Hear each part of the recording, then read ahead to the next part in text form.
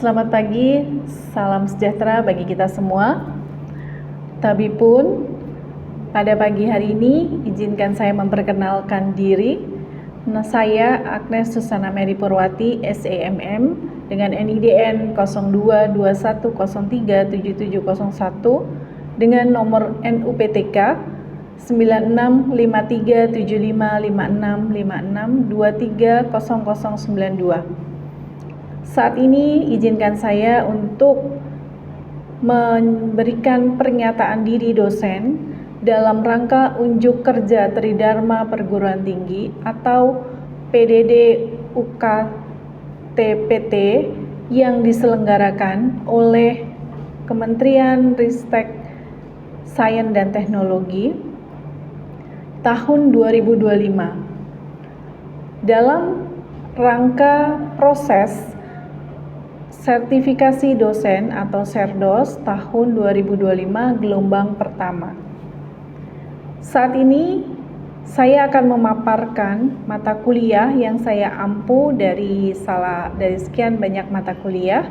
Salah satu adalah Akuntansi Keuangan Menengah 1 yang saya ajarkan kepada para mahasiswa semester 3 pada program studi akuntansi dengan beban studi 3 SKS yang dilakukan, dan tujuan dari pembelajaran ini adalah untuk meningkatkan kemampuan setiap mahasiswa baik secara teori maupun praktik terhadap akuntansi keuangan menengah pertama. Kemudian proses pembelajaran yang saya lakukan, proses pembelajarannya dilakukan secara tatap muka dalam satu kelas dengan interaktif sehingga mahasiswa dapat berperan banyak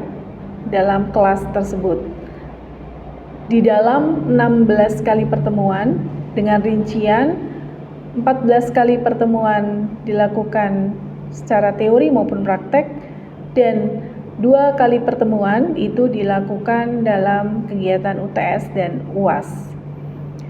Kemudian berdasarkan dari kalender akademik yang ada di Sekolah Tinggi Ilmu Ekonomi Gentiaras. Dalam mencapai ketercapaian pembelajaran, untuk saat ini kami menggunakan pembelajarannya dapat diakses di platform digital yang ada di Sekolah Tinggi Ilmu Ekonomi Gentiaras dalam bentuk aplikasi Cevima. Di dalam platform digital tersebut dapat dilakukan pengunduhan baik itu rencana pembelajaran studi, kemudian materi, kemudian tugas, pengumpulan tugas, pengumpulan hasil tugas, juga berinteraksi secara daring antara dosen dan mahasiswa, sehingga semua akan bisa diakses oleh mahasiswa. Kemudian setelah mencapai kemudahan dalam mengakses dengan platform digital, maka metode pembelajaran yang saya gunakan dengan pendekatan interaktif dan kontekstual, yaitu pendekatan mengajak mahasiswa untuk aktif dalam pengembangan keterampilan dan pengetahuan mereka di dalam kelas, sehingga terjadi kegiatan yang dinamis dan juga pragmatis. Lalu secara kontekstual, mahasiswa diharapkan dapat memberikan hasil yang relevan membandingkan antara teori dengan hasil di luar atau di masyarakat. Apa yang mereka dapatkan di dalam pembelajaran kemudian dibandingkan dengan apa yang mereka lihat atau nyata di kehidupan masyarakat, baik itu secara teori maupun secara praktek, sehingga akan menghasilkan relevansi yang baik dan juga nyata. Dalam mencapai pembelajaran lulusan atau CPL Prodi program studi, maka ada 4 kategori yang saya gunakan. Yang pertama adalah mengharapkan setiap mahasiswa memiliki sikap tanggung jawab secara mandiri atas kompetensi pembelajarannya.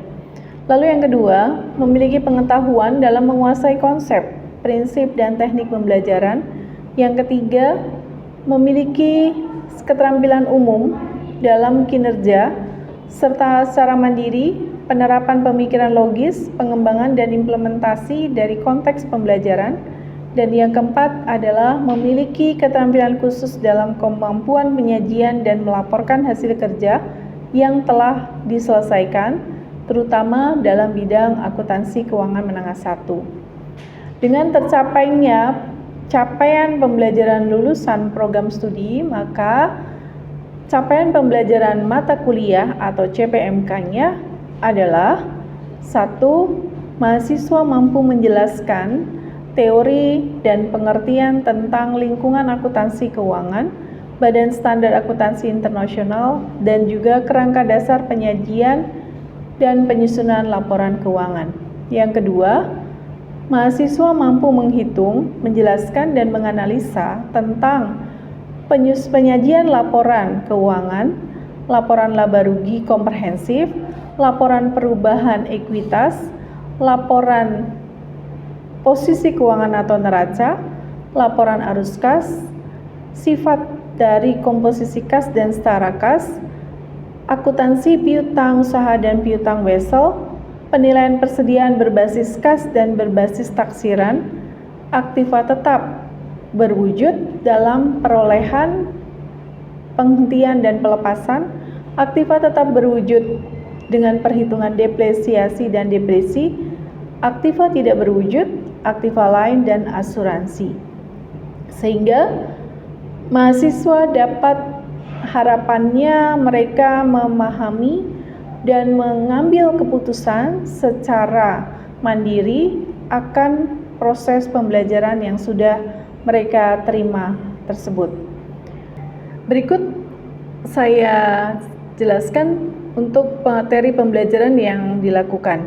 Ada 12 materi pembelajaran yang akan diajarkan kepada mereka, antara lain lingkungan akuntansi keuangan, Badan Standar Akuntansi Internasional, kerangka dasar penyajian dan penyusunan laporan keuangan, penyajian laporan keuangan, laba rugi komprehensif dan laporan perubahan ekuitas, laporan posisi keuangan dan laporan arus kas, sifat dan komposisi kas dan setara kas, akuntansi piutang dan piutang wesel, penilaian persediaan berbasis kas dan berbasis taksiran, aktiva tetap berwujud dari perolehan, penghentian, dan penghapusan atau pelepasan, aktiva tetap berwujud, depresiasi dan depresi, aktiva tak berwujud, aktiva lain, dan asuransi. Selanjutnya dalam penilaian, ada kriteria penilaian yang saya gunakan berdasarkan pendekatan dari pengetahuan dan keterampilan serta sikap para mahasiswa yang dapat dilihat dari kehadiran dengan prosentase nilai 10%, lalu kuis yang diadakan 2 kali masing-masing mempunyai prosentase nilai 10%, tugas yang diadakan 3 kali dengan prosentase masing-masing nilai 10%, UTS dengan prosentase nilai 20%, dan UAS dengan prosentase nilai 30%. Sistem nilainya akan diberikan dengan nilai angka mutu berdasarkan dari ketentuan yang berlaku, yaitu skor nilai 0 sampai 39 itu adalah E, 40 sampai 59 itu adalah D, 60 sampai 69 itu adalah C, 70 sampai 89 itu adalah B, dan 80 sampai 100 itu adalah A. Dengan demikian, para mahasiswa dapat melihat prestasi pencapaian dalam satu semester, dalam satu pembelajaran yang berlangsung.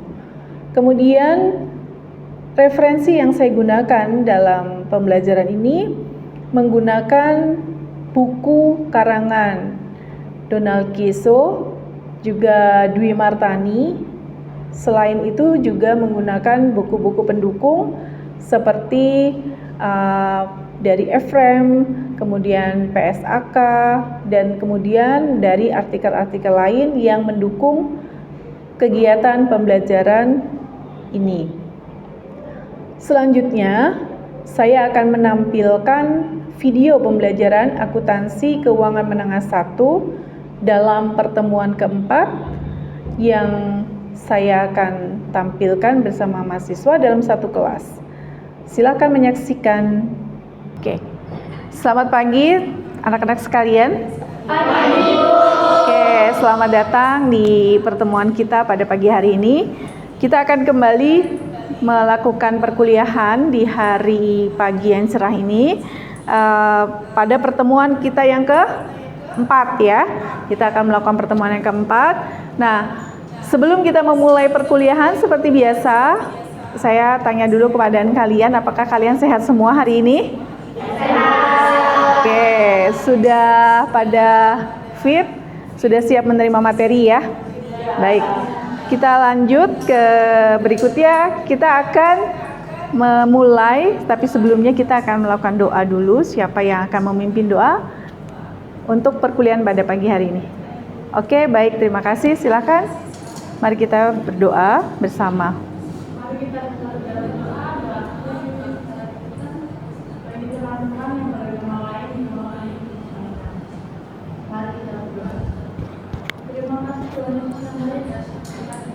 Tuhan yang berkuasa ini, kami dapat berkumpul untuk belajar.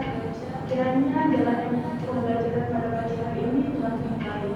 Di dalam nama Tuhan Yesus kami berdoa. Amin. Terima kasih Rintang yang telah membantu untuk memimpin doa pada pagi hari ini. Selanjutnya sebelum materi, saya akan absen dulu satu persatu kalian. Yang saya sebutkan, tolong menjawab ya. Yohanita, oke. Cecilia Anggun, Angelila Erni, oke. Margareta Dwi. Pada pagi hari ini saya akan masuk ke pertemuan yang keempat, yaitu tentang pembelajaran penyajian laporan keuangan. Masih ada yang ingat tidak? Pertemuan yang kemarin kita membahas tentang apa? Ada yang ingat? Boleh jawab? Siapa yang masih ingat pertemuan kemarin kita membahas tentang apa? Tentang kerangka dasar penyusunan laporan keuangan. Oke. Baik. Di dalam kita menyajikan laporan keuangan, nanti yang akan saya bahas adalah kita akan membahas tentang adanya persamaan akuntansi, kemudian siklus akuntansi, kemudian kita akan melakukan pelatihan. Kenapa kita harus membahas tentang penyajian laporan keuangan? Nah, di situ akan kita gali kembali, melanjutkan dari materi yang kemarin kita membahas tentang dasar kerangka penyusunan laporan keuangan. Baik. Selanjutnya, pertanyaan saya, kenapa sih penyajian laporan keuangan ini sangat penting di dalam kita akuntansi? Kenapa? Kita harus mempelajari penyajian laporan keuangan. Ada pengambilan keputusan, transparansi, dan kinerja keuangan. Selanjutnya adalah materi yang kita akan bahas tentang persamaan dasar akuntansi. Aset ada 3 ya, aset lancar, aset tidak lancar, dan aset tetap. Aset tetap atau aset lancar itu sama, atau tidak tetap ya. Nah, terus kemudian ada aset lain ya, aset lain ya. Aset lain itu seperti asuransi, itu masuk aset lain. Kalau aset tetap, aset tidak tetap, dan aset lainnya. Aset yang dikatakan aset tetap atau tidak tetap, aset tetap itu seperti apa? Seperti kendaraan Bener nggak? Terus gedung, bangunan, atau peralatan, mesin. Nah, kemudian aset yang tidak tetap atau aset lancar, ada istilah aset lancar, aset tidak lancar ya. Kemudian aset lancar itu seperti kas, piutang, perlengkapan, kemudian persediaan ya. Oke, ini yang masuk di dalam persamaan dasar akuntansi. Kemudian kita akan membahas laporan keuangan. Setelah kita membahas tentang persamaan dasar akuntansi yang tadi sama dengan aset sama dengan kewajiban plus modal. Nah, ada semua di dalam laporan keuangan. Aset, kewajiban, modal ada di dalam laporan keuangan, ada masuk di dalam laporan neraca, ya kan? Ada di dalam laporan neraca atau laporan posisi keuangan. Aset, kewajiban, dan modal. Ya. Kemudian yang menjadi turunan dari laporan keuangan itu apa sih? Selain neraca, ada apa saja? Boleh ada yang bantu bisa jawab? Selain neraca ada apa laporan keuangan ini itemnya? Yohanita mungkin boleh jawab. Laporan keuangan selain neraca apa? Jurnal penyesuaian. Kemudian laporan laba rugi, terus kemudian laporan laba rugi, lalu ada laporan arus kas. Oke, terus kemudian ada lagi perubahan modal. Ada 5 item dalam laporan keuangan. Yang pertama adalah laporan laba rugi, neraca, arus kas, perubahan modal, arus kas, dan laporan catatan atas laporan keuangan ya. Nah, kemudian kita masuk ke dalam siklus akuntansi. Pertanyaan saya,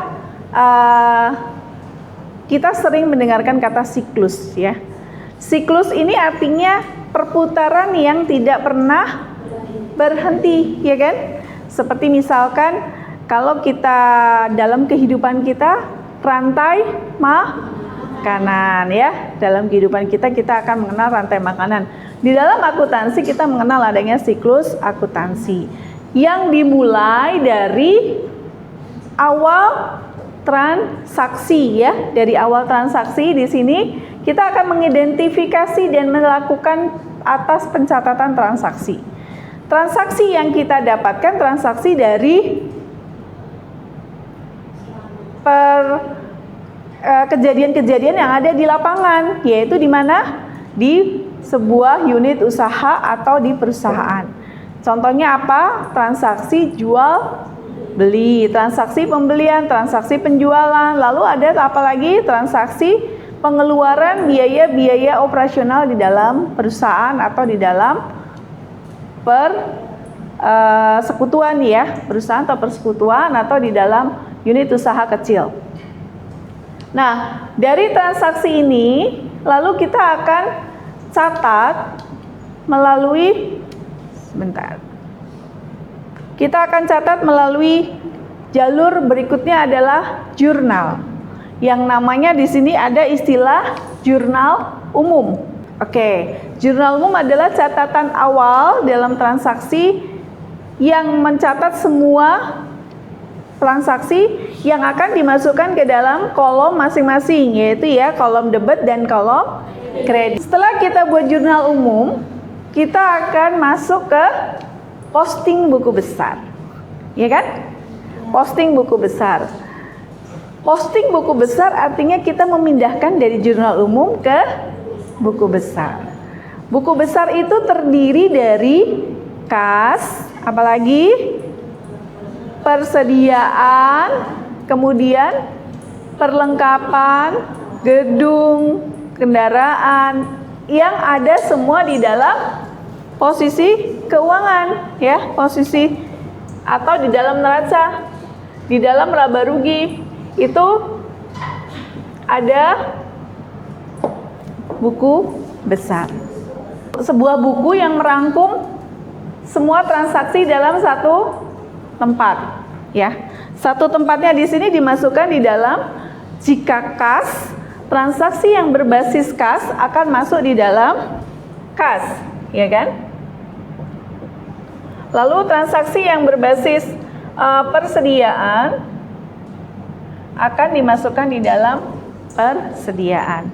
Ini namanya buku besar. Ini akan masuk di dalam ledger, ya, yang namanya ledger, buku besar. Dan Anda pernah dengar ada buku besar, buku pembantu? Ya, buku pembantu. Nah, buku pembantu ada buku pembantu piutang, ada buku pembantu hutang. Fungsinya apa? Buku pembantu piutang itu untuk mencatat, mengalokasikan semua piutang yang ada di dalam sebuah perusahaan. Karena perusahaan itu pasti melakukan banyak penjualan kepada customer, dan untuk melakukan pengalokasian, mencatat, mendeteksi piutang-piutangnya, maka ada buku pembantu. Buku pembantu piutang misalkan. Sehingga ini akan diklasifikasikan berdasarkan nama konsumen, kemudian alamat, kemudian wilayah, apalagi bisa saja berdasarkan item barang, ya, jenis barang. Ini salah satu buku pembantu piutang yang digunakan untuk mempermudah perusahaan dalam mendeteksi piutang. Demikian juga kalau hutang, buku pembantu hutang. Ini juga sangat diperlukan oleh perusahaan untuk mendeteksi hutang perusahaan kepada supplier, ya kan? Supplier A, B, C, D, hutangnya mana, dan masuklah ke dalam buku pembantu hutang. Selanjutnya, dari posting buku besar, kita akan masuk ke neraca saldo. Ya toh? Kita buat neraca saldo. Di dalam neraca saldo itu ada itemnya debit, kredit, ya, debit, kredit kan? Dan di situ akan terdeteksi berapa kasnya, berapa aktif persediaannya, berapa pembeliannya, berapa kemudian piutangnya. Kita akan merangkumnya dari transaksi jurnal, dan buku besar ini, kemudian masuklah ke dalam neraca saldo. Tahap berikutnya adalah persamaan dasar akuntansi, ya. Tadi kita sudah singgung tentang persamaan dasar akuntansi. Mengapa timbul persamaan dasar akuntansi? Karena sistem pencatatan akuntansi secara umum oleh perusahaan adalah sistem pembukuan ganda atau double entry system, yaitu ada debit dan kredit. Ya, ada pembukuan ganda. Karena di sini persamaan akuntansi ada debit dan kredit, sehingga ada transaksi berapa yang keluar, berapa yang masuk. Silakan Anda maju untuk mengerjakan per tanggal. Misalkan tanggal 1, tanggal 3, tanggal 7, tanggal 10. Bagaimana jurnalnya? Silakan Anda tampilkan, tulis di papan tulis. Ini sebagai bukti bahwa Anda sudah memahami tentang double pembukuan, yaitu ada debit dan kredit, ya, dari persamaan akuntansi. Jadi Anda sudah memahami tentang di mana posisi debit, di mana posisi kredit, berapa nilai jumlah uangnya, dan nama-nama akunnya. Yang tanggal 1 itu melakukan pembayaran sewa ruang.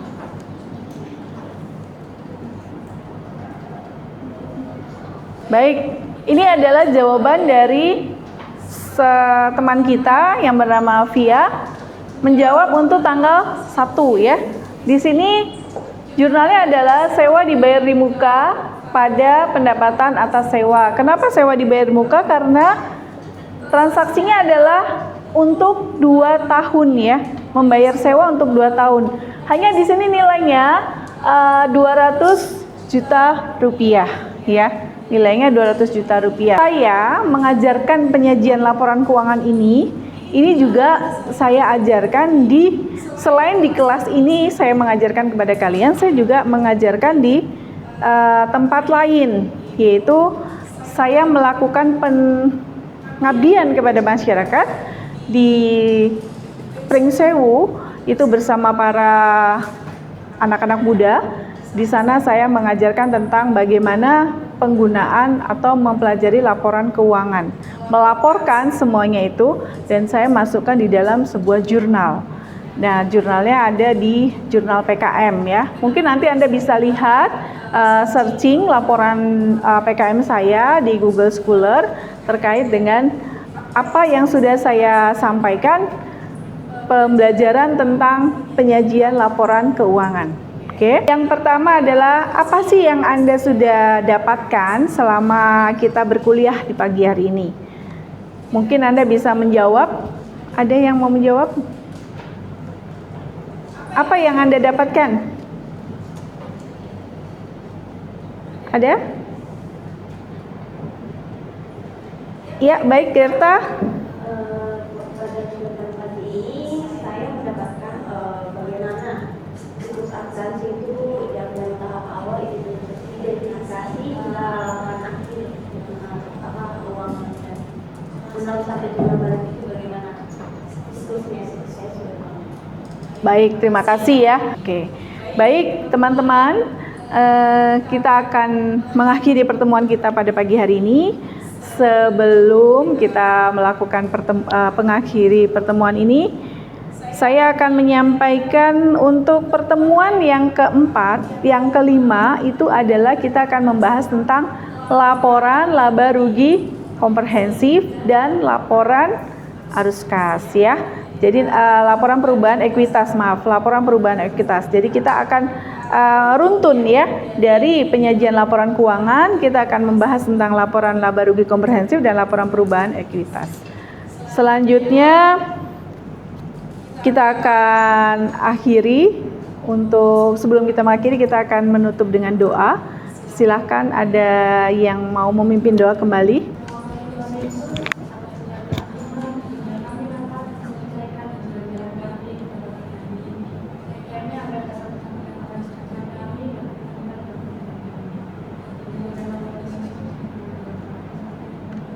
Amin. Terima kasih teman-teman atas kehadirannya. Jangan lupa jaga kesehatan. Kita akan jumpa lagi di minggu depan dengan materi yang berikutnya. Dan sampai bertemu minggu depan, tolong dilihat kembali materi yang akan saya sampaikan di Adlink ya. Terima kasih. Selamat pagi. Pagi. Demikianlah video pembelajaran mata kuliah akuntansi keuangan 1 yang sudah saya selesaikan. Atas perhatiannya kami ucapkan terima kasih. Selamat pagi dan salam sehat selalu, salam sejahtera. Terima kasih.